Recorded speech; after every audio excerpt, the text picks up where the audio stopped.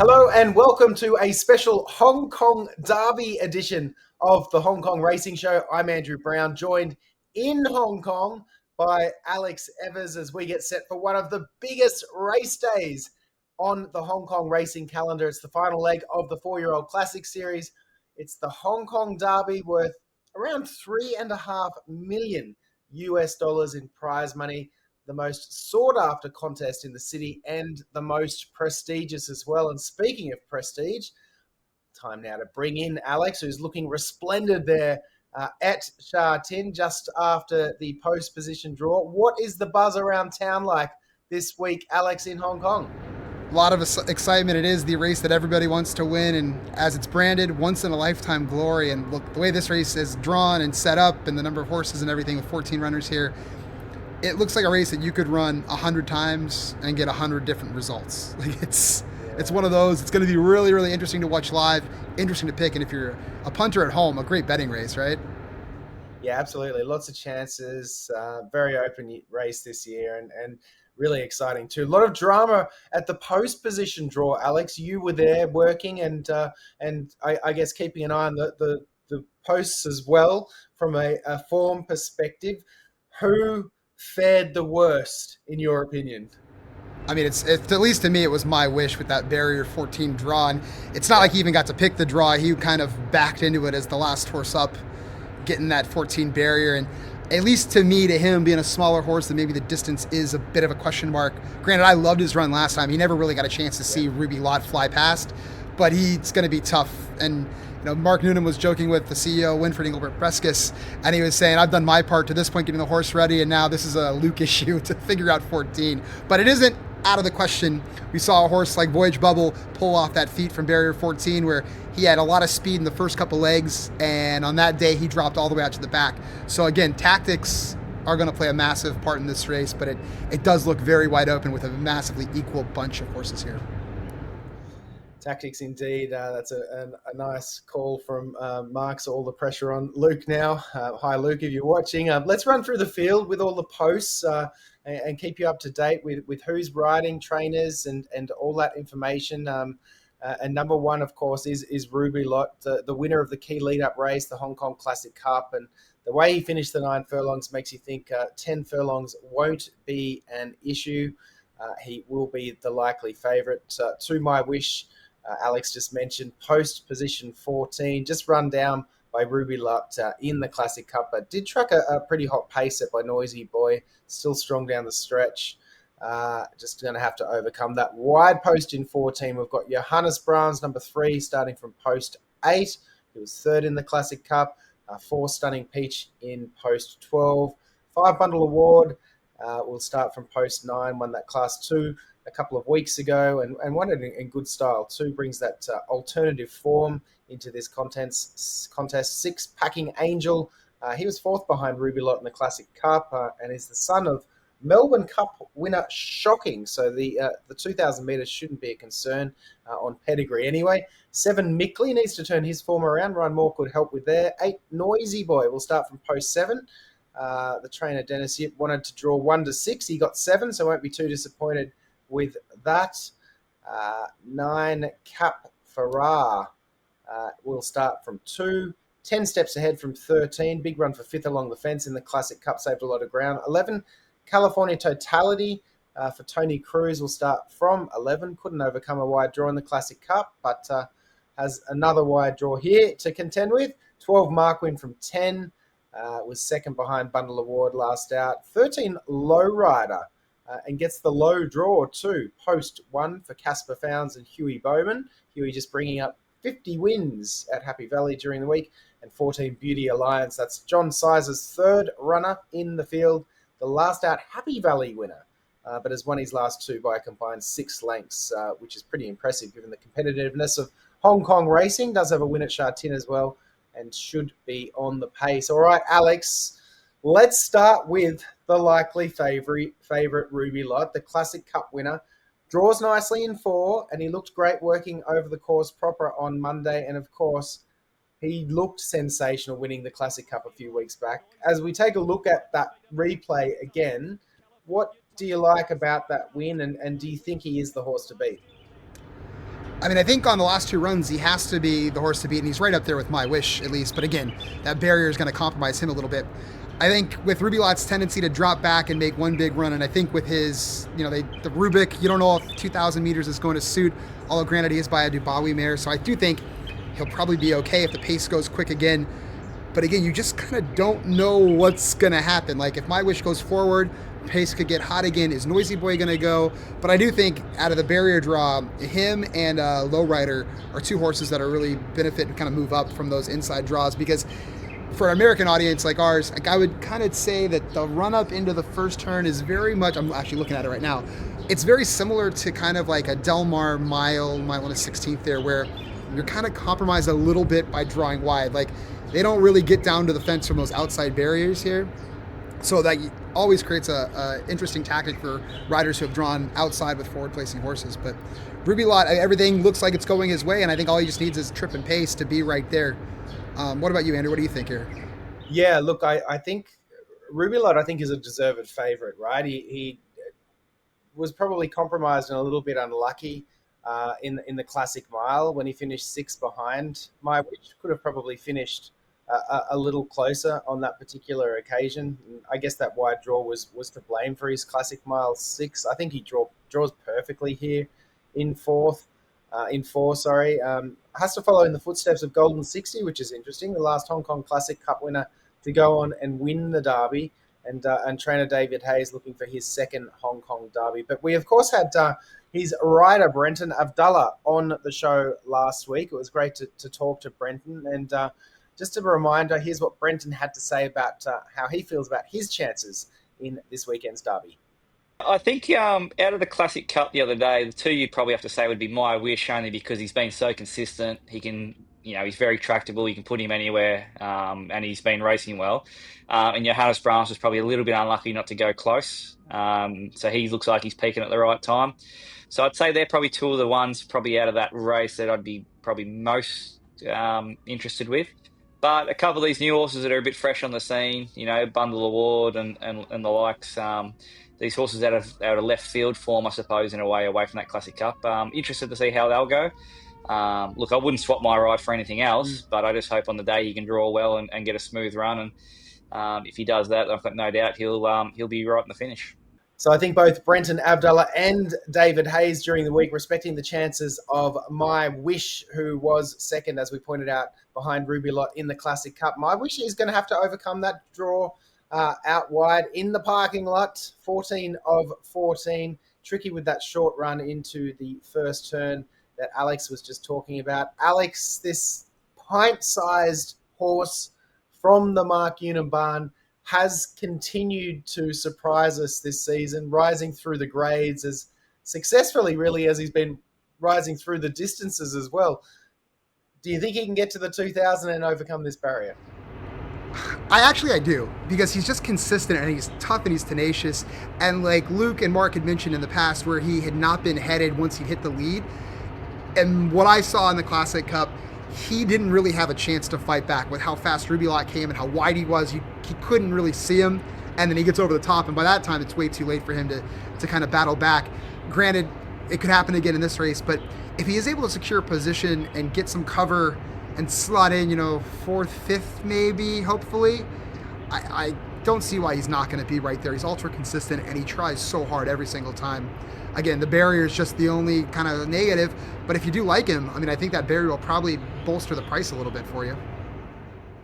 Yeah, for sure. And what I really liked about him in the Classic Cup was that he kind of tracked Noisy Boy into that really hot pace. And yet, while Noisy Boy, he was a victim of that early pace and those fast fractions and finished way back, My Wish was still there, hitting the front, a furlong from home. So it was pretty exciting. And what a great relationship, really, that has developed between trainer Mark Newnham and jockey Luke Ferraris, both relatively new on the scene in Hong Kong and trying to make the most of their opportunities in Hong Kong, helping each other achieve their goals. What have you enjoyed watching about the partnership that's developed between those two?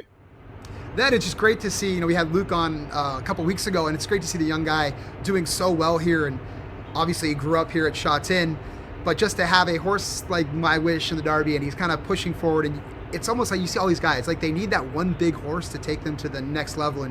And being so young, I think this could potentially be that horse for Luke. And 22 years old, if he can pull this off from 14, it's going to be pretty epic, right? It'll definitely go on the CV there for him. It's a great opportunity, and he's definitely up against it here. But stranger things have happened in the Derby. It's a wild race, and we've seen like Voyage Bubble with the 14 and make that move around the field. We've seen Golden 60s here with Playa del Puente and Blake Shin pushing from the 800 and opening up a major gap. Even last year, Adzini did it on Kaiying Generation, where he opened up and it almost looked like he was going to pinch it. So this race is really, the whole series is interesting to me, but you just never know what you're going to get in this race. And the more I look at it, the more I'm confused by what's going to happen. And I think you can literally put names in a hat, pick out 4 or 5, box them, and have just as good a chances if you handicap the run. Yeah, well, while we're still talking about My Wish and trainer Mark Newnham and jockey Luke Ferraris, we've been lucky enough to have them both as guests on the show in the last couple of months. And the Hong Kong Jockey Club media team put together this fantastic piece on the team behind My Wish, and we wanted to share it with you.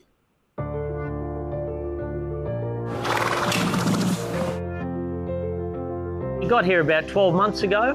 To start with, he wasn't overly impressive to look at. He's only small and he was quite temperamental when he first arrived, but as time's gone on, he started to settle down, he started to acclimatise. That took a little while because he only came from a very small stable to the busy life in Sha Tin, but his Ma Fu and his track rider, they've done a good job with him. 初返嚟好細膽，到而家係越嚟越乖巧。我覺得佢嚟緊打比嘅機會都幾大。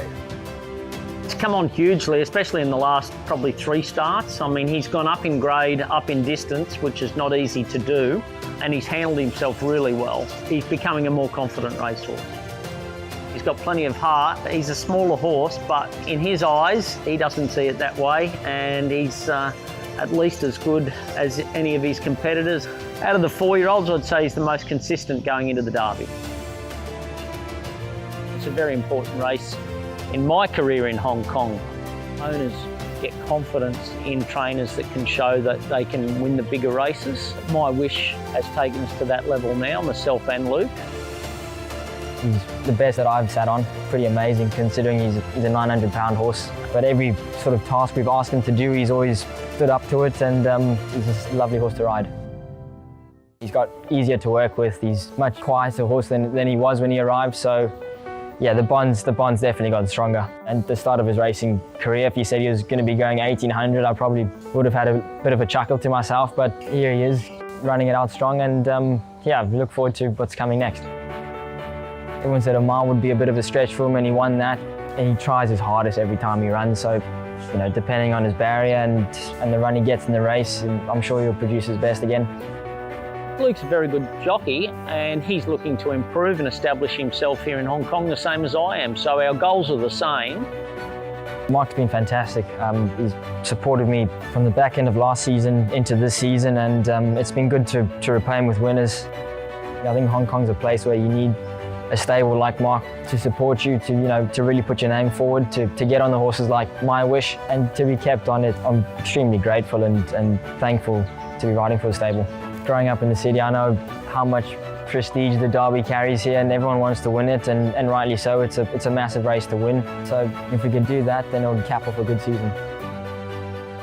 Cap off a good season indeed. Luke currently sitting on 31 winners, 3 more than last season, with still 4 months to go, and the chance to add a Hong Kong Derby. All the very best to Luke Ferraris, Mark Newnham, and everyone else involved with My Wish. I just had this memory, Alex. I'm pretty sure that when Luke was on the show a few weeks back, you asked him about a question, and somehow the answer got to you photographing him winning a huge race like the Hong Kong Derby. Do you remember that? I do remember that, and I'm still waiting for that picture. It was too close in the Classic Mile. He didn't really get a chance to kind of react to it, but he had a giant smile on his face. And again, the 2 guys that we've had on, we've had Brenton and we've had Luke on, and if either of them win, it's going to be absolutely incredible for photos. And this race actually is one of the greatest races to photograph because of the emotion, and it's such a tough race to win for these guys. And guys get taken off horses, guys get put on horses. riders come over. We got Buick, we got Simeon, we got Craig Williams coming over for this race. So it just adds another layer of emotion and what can happen out there. And, I can't wait. And hopefully the pictures are as good as the race is. God, if Brenton won, imagine he did bring back the bow that we spoke about last week. That would be absolutely sensational. The RUBYLOT photos were so good. So challenging, but so good when he went up in the irons. And I got to be prepared for that. So I got a lot of studying to do. I got to figure it out, because this group of horses, My Wish hangs out wide. We've seen Packing Angel tend to lay into the fence. Like, they can run anywhere over the track, and in fact, both legs they've run out exceptionally wide, almost stand side last time. So I think it's product of pace, but I got a lot of prep work to do here. I've got to ask you about Johannes Brahms. Andrea Anzini jumps back on after Paris Teton rode in the Classic Cup. Looks a huge danger for mine on the back of his run in the Classic Cup. What are your thoughts? He's one of those horses that I can just never peg at the right time. Yeah. But he's looked like he's come into the race exceptionally well. And going back to Anzini, I don't think it hurts the horse. Again, he's going to be one of those, if the trip plays out proper, which it didn't necessarily play out that way in the Classic Cup, where he kind of found a bit of trouble there late. He didn't get to have a clear, unobstructed run. Does that put him right in there with the RUBYLOTs and the My Wishes? I mean, clearly he's got an abundance of talent. So I think he's another one of those horses. If the run is clean and it presents itself well and the pace is proper, he has every chance to win this race. For sure. Well, other than the big three that we've discussed, RUBYLOT, My Wish, Johannes Brahms, who else interests you? Kind of the buzz horse that you're hearing a little bit about here is Lowrider from the Founds Barn with Hugh Bowman. And he's a Hong Kong maiden, technically. He's won in his home country. But he had a nice run there at 1800 last out, where he finished off strongly, and he was a little bit keen early on the bridle. So barrier one, hopefully he's able to slot cover, and Bowman can get him settled a little bit better. And if that's the case, I mean, his pedigree, he's by an Epsom Derby winner, so he should be able to stay the route, which I think in this race, there's a lot of question marks for some of those horses. A horse like him, a horse like Cap Ferrat, those are two maidens in Hong Kong. Hasn't been done since the 90s. But they're two horses that should stay the distance. And I think this race, the Derby, we've seen horses like Pinghai Star win, and it's generally horses can get the 2000 on class here, but some horses here are bred a little bit better than others to stay on at that 2,000 meter distance. Gotcha. Yeah, well, okay. It's time for me to hold your feet to the fire and get your trifecta for the 148th running of the Hong Kong Derby at Sha Tin this weekend. Who's your top three? I'm going to go RUBYLOT on top. I'm going to go Packing Angel second with Joe Moreira, who had a little contract to ride both races. And then I'm going to throw Lowrider in there for third. And like I said, you can literally mix them up, run this race 100 times and come up with different races. It's just literally going to be interesting to watch pace and tactics and everything else. And that's what makes Hong Kong racing great to me. Well, I respect RUBYLOT a lot. I think he's going to be tough to beat. I think a deserved favourite. I'm going to try and get him beat with Johannes Brahms. I thought he was just as good as RUBYLOT the other day in the Classic Cup. Probably just didn't get fully into his stride there. Just when he was trying to get out for a run, Paris Teton. So and he still looked good on the gallop out. So it'll be interesting to see Johannes Brahms and RUBYLOT on the weekend. And for third, it could be a price after that disappointing run in the Classic Cup. But Noisy Boy, if you can get a more comfortable, cozy run from post 7, Christophe Soumillon takes the ride. He's a big race rider, Christophe. I think that Noisy Boy can potentially hit the board as well in this weekend's Hong Kong Derby. It's going to be a great race. And as Alex points out, if you manage to get the trifecta, a box trifecta in this race, it's probably going to pay quite handsomely given the competitive nature of this race. But RUBYLOT should and does deserve to be the favourite. All right, are there any other words of wisdom you would like to leave us with from Sha Tin before I let you go, Alex? We're going to get Andie Biancone joining us shortly with her Hong Kong Derby tips, and Bill Nader is going to give us his trifecta and a Derby memory as well. What do you got for us? Anything? Just want to see a clean, safely run race with a nice celebration there and a couple nice pictures. Run in the sweet spot. Don't be stand side. That's the only thing I want to see. Be in the right spots for me. Well, we look forward to seeing all of your pictures on Sunday, and then I'm sure that you'll probably find yourself into an after party on Sunday night as well and miss your flight home. No. We got a party Friday night. We got a dinner Saturday, race Sunday, and by Monday I'll be ready to sleep on the plane again. And you'll be back for just 2 or 3 weeks, and then back again for Champions Day. Some of those fields are coming out, and they're looking fantastic. Home for 5 days, and then off to Dubai for Romantic Warrior, and then back for Champions Day, then hopefully Kentucky Derby. Got to find a client. Well, maybe put it out there. Anyone watching? Anyone need Alex's services at the Kentucky Derby? Give us a call. All right, Alex, hey, enjoy the weekend. Enjoy the next few days. The weather looks spectacular. It should be a fantastic race. And thanks again for all your insights and information. And we look forward to seeing all your pictures. We'll catch up with you soon. Thank you, Brownie. Cheers. Very pleased to be joined by a man who has been to more than a dozen Hong Kong derbies, former Hong Kong Jockey Club executive Bill Nader. Bill, just how significant is this race in Hong Kong? Well, anytime you have the word derby, Andrew, it's a big race everywhere. In America, of course, Santa Anita, Florida, Arkansas, so many big ones leading into, the granddaddy of them all, the Kentucky Derby. But in Hong Kong, just like any other major racing jurisdiction, the Derby is a race that everybody points to, and every owner, trainer, and jockey would love to win. And I think it is a major target. And it's a reason why so many Hong Kong owners reach deep into their pockets to invest in horses to import to Hong Kong for the opportunity to have a chance in the Hong Kong Derby. So they aspire to just be in the field and then, of course, to win it. And it's different than a lot of other countries in that it's a race for 4-year-olds, which, again, lends itself to the Hong Kong racing model where 2-year-old racing is not a big part of the landscape in Hong Kong. And so horses that compete in other major 3-year-old races across the globe can be imported to Hong Kong and have another crack at it at a Derby as a 4-year-old in Hong Kong. So it's the 4-year-old series is the Classic Mile, then the Classic Cup, so a mile and an eighth, and then the Derby at a mile and a quarter on the third Sunday in May. Third Sunday in March, and it's a race of great significance. I remember when I was there, Mercedes-Benz was the sponsor of the Derby, and then they backed out of the deal.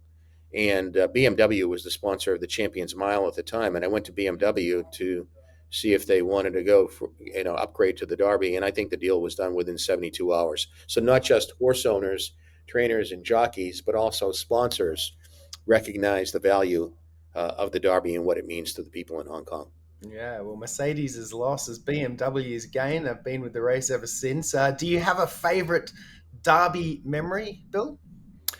Yeah, I mean, there were 3 that really stand out for me. I thought the Golden 60 Derby was just sensational because there was a horse called Playa del Puente, who was ridden by Blake Shen, and it was a great ride by Shen. Playa del Puente was 290 to 1. It was last in the field of 14, and as the pace came out of the race, he made this sizzling move to the lead from last to first within the space of an eighth of a mile, and nearly stole the race. And it took everything that Golden 60 had to wear him down and get up in the final jumps and win by, I believe, a neck. And that was part of Golden 60's 16-race win streak. And it was Playa del Puente at 290 to 1 that nearly pulled it off and beat the big horse in the big race. And so it wasn't so much Golden 60, it was the combination of Golden 60, the odds-on favorite, and, arguably the greatest horse in Hong Kong, along with Romantic Warrior. There have been so many greats, but he's right up there. Remember, he's won Golden 60 in his career, won over $21 million US. So he was something else. But it was Playa del Puente that really pushed him to the limit. Another one would be Rapper Dragon in 2017. He was an incredibly talented horse. His career was short-lived. He went amiss in a race shortly after the Derby and had to be retired from racing. But he was on his way to superstar stardom. And behind him in that race, and Rapper Dragon was the first horse to win all 3 legs of the 4-year-old series. That was 2017. Golden 60 came back and did it in 2020. They're the only 2 in history that have done that. But what he did on that day, behind him in second was Pakistan Star, and third was Beauty Generation. So what a crop that was of 4-year-olds in that 2017 year for a 1-2-3 order of finish. I mean, that was as good as it gets. And of course, the last one would be Romantic Warrior in 2022, because that was a race in which he had an unbeaten record until the Classic Cup. And in the Classic Cup, he was beaten 4 lengths, and the winner of that race was California Spangle. And California Spangle, who we would later know to be more of a sprinter, 1,200 and 1,400 meters. But at that point in his career, he was at the top of his game, and he was a very hard horse to get past. And he was the favorite in the Derby over Romantic Warrior. And then in that race, Romantic Warrior did defeat California Spangle. They were 1-2. And of course, Romantic Warrior just took it to another level. So those are 3 that stand out. In some years, it may be, maybe not a vintage crop, but it doesn't take away from the feel of the day. Derby Day is Derby Day. And then you only really discover a bit later on how good they really are. But you do have a better indication in Hong Kong because they're 4-year-olds and not 3-year-olds. You have a better idea of where they stand and what they might do. And then coming out of the Derby, there's the QE2 Cup, which is sponsored by FWD, and that's run in late April, and that's against open company, including international foreign imports that come in for that race.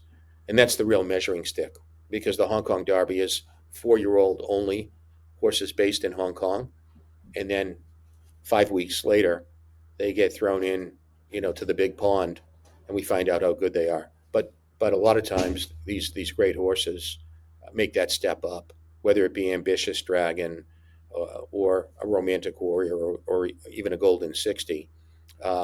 They step up on the big day and either run in the Champions Mile or the QE2 Cup on the FWD day in late April. So it's a great pattern of racing in that it's a bit restricted for the Derby, but it's wide open in the QE2 Cup or the Champions Mile. And then everything that follows after that is more in, group company that's open to all comers. Well, we've been really excited watching the 4-year-old Classic Series over the last few months, and the other Class 2s where some contenders have emerged over the last couple of weeks. I know you've been watching all the races with a lot of interest as well, so we need your pick in the 2025 Hong Kong Derby. I think it's the 148th running of the race. Who wins this thing, Bill?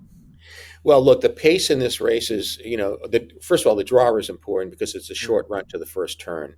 So that, and it doesn't mean you have to have a great draw to win. I mean, I remember Ambitious Dragon was drawn, I believe he was drawn 14, and he won the race, and others have won from very wide barriers. But it certainly helps to have a good draw. It's not essential, but it's a benefit.